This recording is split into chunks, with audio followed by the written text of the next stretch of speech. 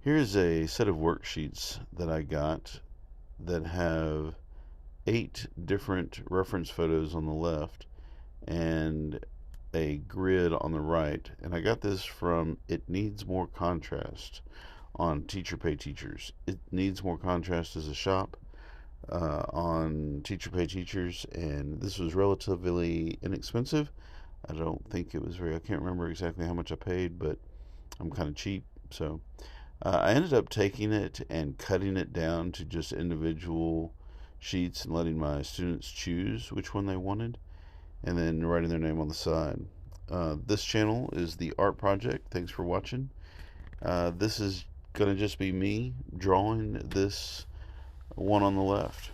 So first, the grid is already on the paper, but it's very light, so I went ahead and went over it with a ruler and pencil and made it darker.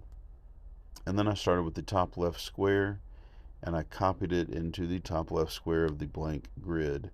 That's all you got to do is do one square at a time, and if you do it accurately enough, or even halfway accurately, it will end up looking like the image on the left. So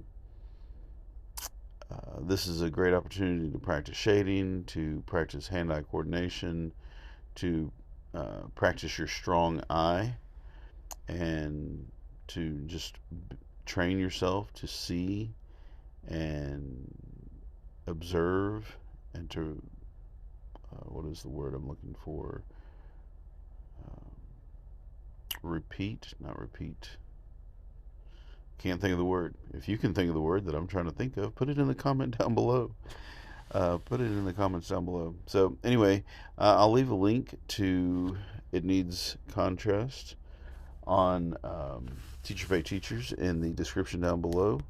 I highly recommend you get over that way and check it out and get it.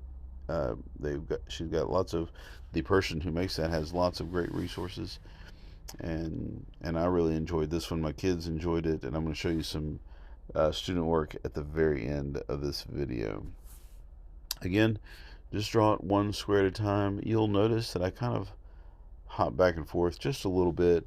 I'm working from left to right, one row at a time, but every now and then I see something that I kind of need to tweak. It's okay to go back and fix something if you need to fix it. That's it.